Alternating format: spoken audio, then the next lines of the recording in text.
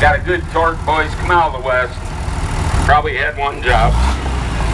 Did it well. 12.5. 12.5 gonna get down. 12.5. 12.5 gonna get down. $10,000. $10 gonna get in. 5, 6, 7, 8, 9. $8,000. 9. $8,000. 9. 85. 9. 95. And now 10. $10,000. And 95 under the bill. Give 7.5. 97.5. Buy a good one. 97.5. And now 10. And $10,000.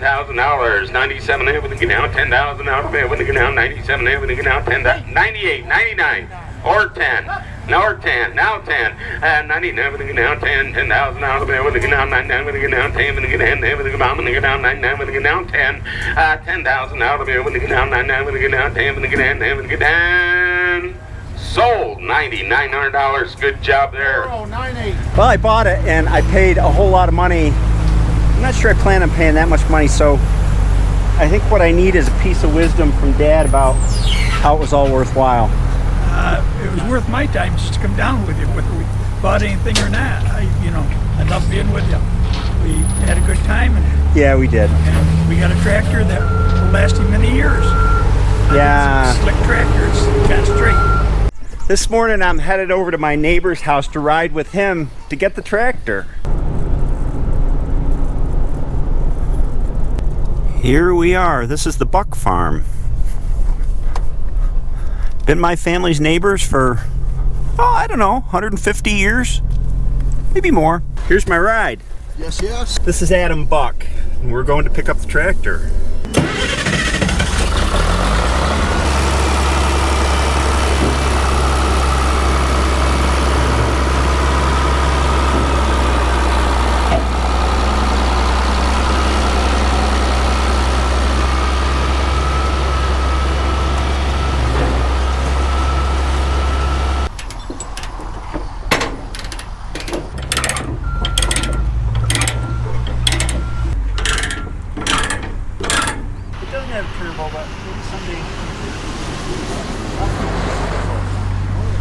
Well, I think we're good to go.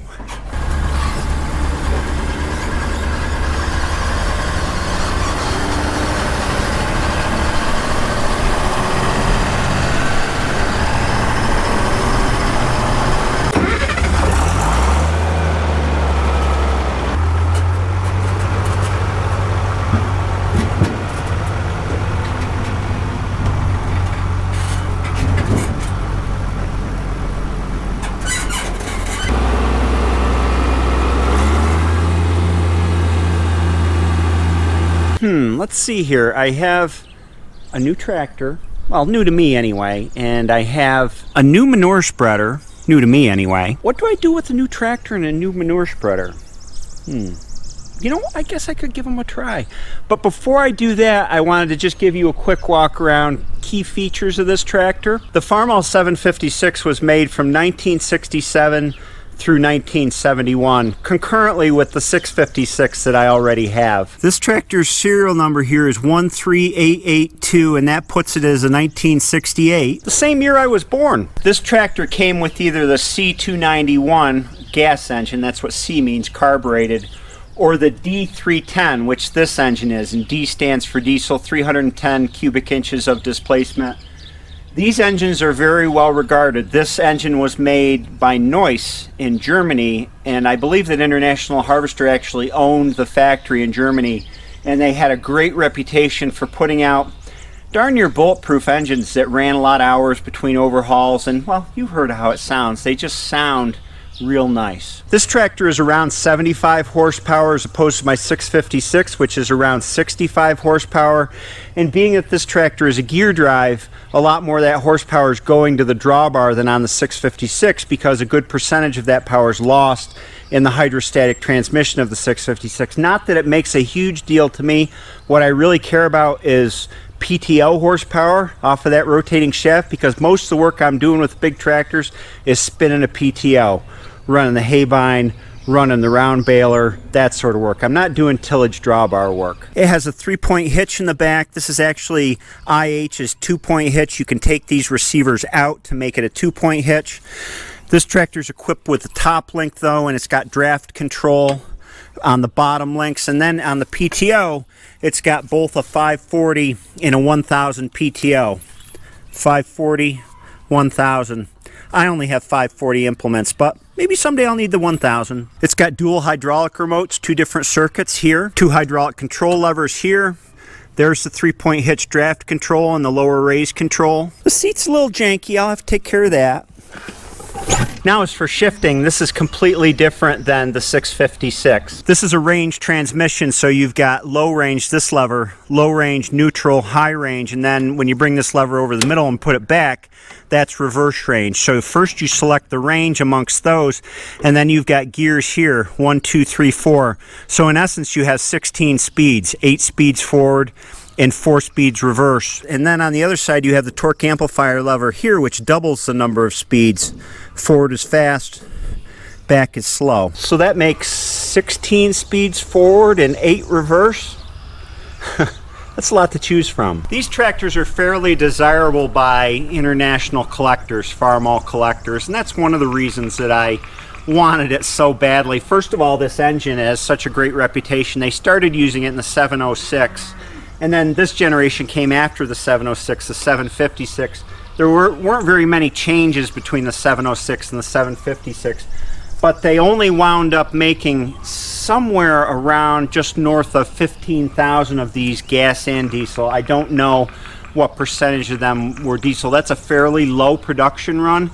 So those things, the engine and the low production run, make them pretty collectible, as well as they're kind of niche in the farm size. Big dairies nowadays won't use a tractor this small except for maybe run an auger or something like that. But on a farm our size and up to a couple hundred acres, these are still very useful tractors. This engine was so different than the engine that was in the early 706s and the 560s and my 656, the D282 that was International Harvester made, because the D282 in essence was the bones of a gasoline engine that was brought up to diesel compression ratio. So the way that they did that, rather than having to beef the block up as much as you might in this engine, which is a diesel designed from scratch as a diesel, is they made it into a pre-combustion cup diesel engine. And on the 656, what that means is just like the MD that I worked on,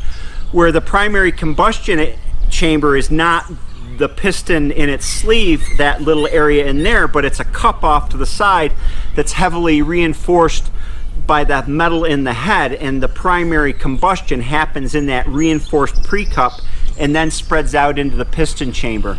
This is a true diesel engine rather than kind of a gas modified diesel, so they could up the compression ratios enough to have it just start on diesel without the aid of glow plugs. One of the things, remember, both the MD and the 656 have to be warm before they'll really get running on diesel. So on the MD I have to start it on gas to warm it up enough to switch over to that diesel.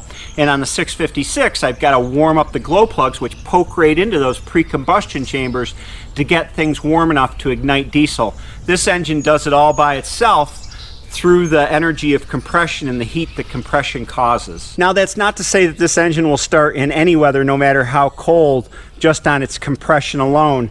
It has ether assist, and there's a little can of ether down here, and there's a control on the dash where you can give it a little shot of ether when you're starting it. Ether is a definite no-no when you have a pre-cup engine, but with these engines, a little bit of ether on a very cold day won't hurt them. And there's an inline block heater here for those cold days. Another difference, the brakes on this tractor. So the brakes on this tractor are hydraulic assist. So we've got disc brakes in here, but they're hydraulically actuated through these pistons here. So much more braking power than the 656 that just has regular manual operated brakes. And the steering is hydrostatic, of course. It's a true power steering. So there's just a hand pump under, I think it's called a hand pump. I can't remember exactly what it's called, but there's a controller connected to the steering wheel that runs through hydraulic lines to the front where it actuates the power steering. There's no shaft connection.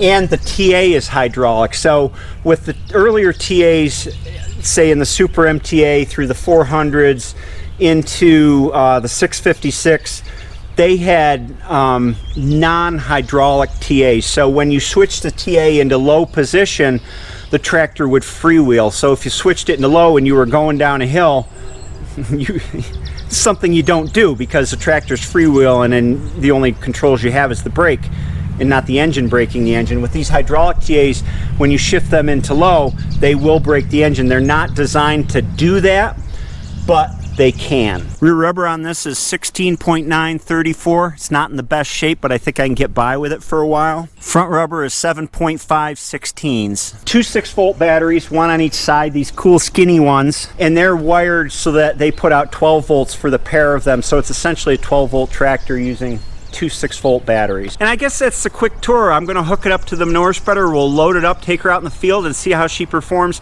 And then I wanna just talk shortly about why I bought this tractor and how it fits into the evolution of our farm. Easy to start. Throttle her up, turn the key on, hit the starter button. She starts right up. She'll smoke a little bit on startup. Once she warms up, it clears. Hear how smooth that is? Compare it to the 656 when you hear that start up. Low range, 4th gear.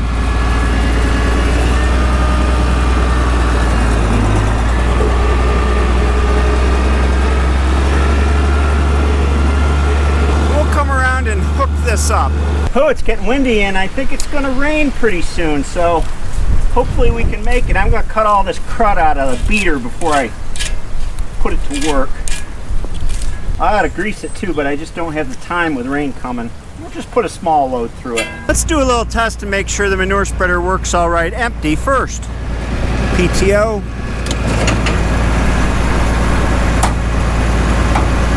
Yeah, I see the apron chain moving, beaters.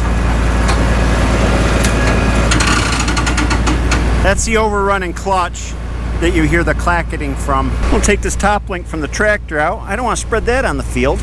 Oh yeah, and instead of brake locks, it's got a parking brake.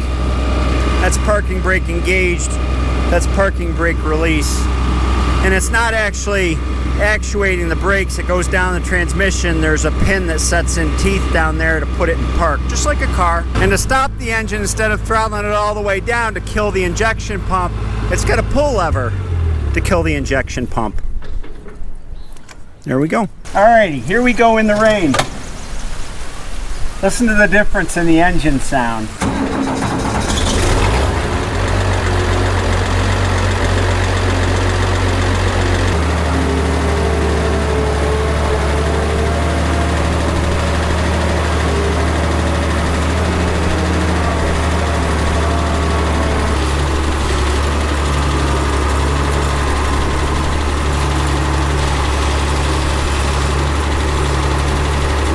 There's one bucket. Remember, with my old little manure spreader, 3 buckets was all she could take. Quite a bit more capacity. It's raining. Howdy cows. Howdy ye pigs. All right, let's give her a try. There she goes.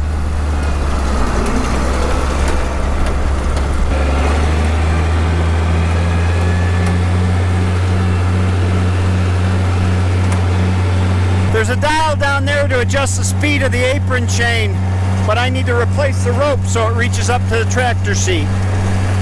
Yep, she's flinging. It's too wet out here. I needed a bath anyway. Grass is really waking up.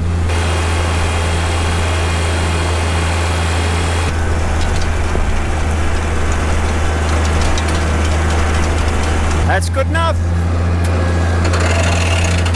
Yeah, that clutch probably needs lubrication.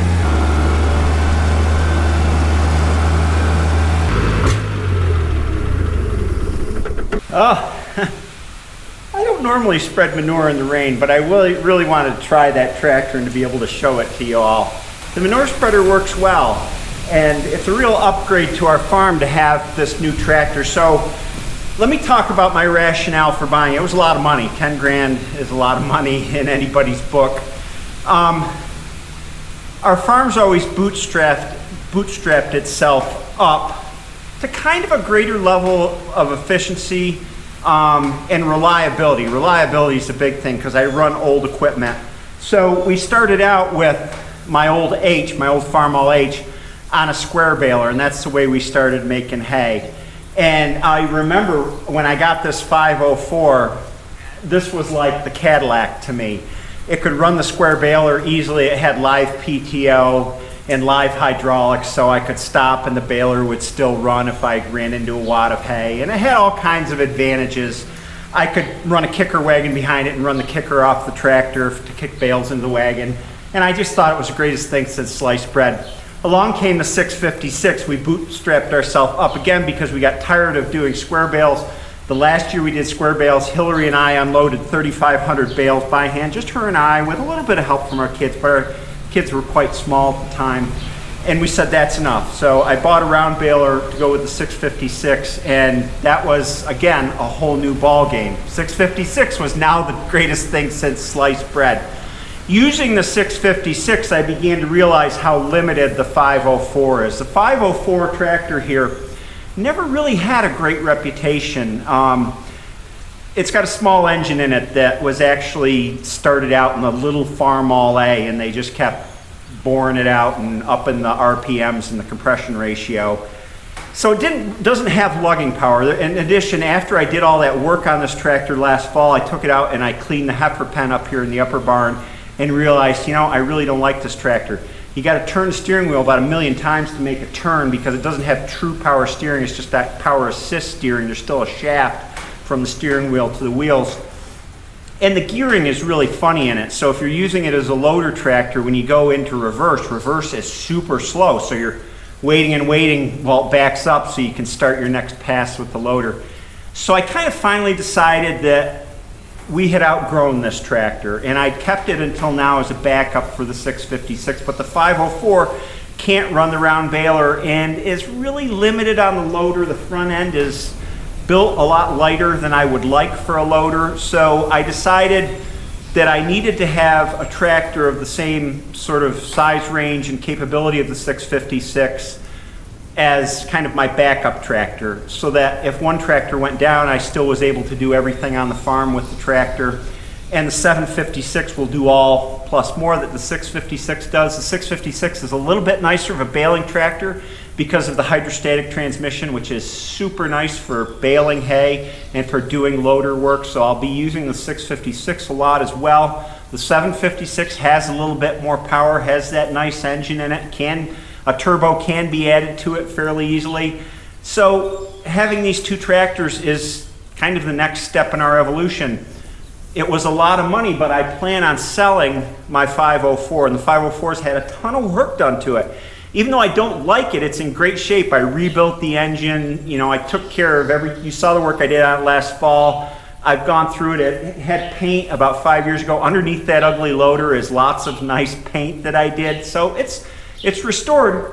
It's just that we've grown out of it. So that's my rationale behind buying it. Once in a while, you got to pony up a lot of money to kind of bring yourself to a better place. And I always, being a tightwad, second guessed my decision. I was doing that a lot yesterday, but when I got home and thought more about the reason and the logic behind it, it makes perfect sense to me. So I hope you enjoyed this video. I know I look forward to showing you working on the 756, both fixing up the things that are wrong with it, and there's some minor things, and also working it in the field this season for manure and for hay. I hope you have a great day, and I'll see you next time.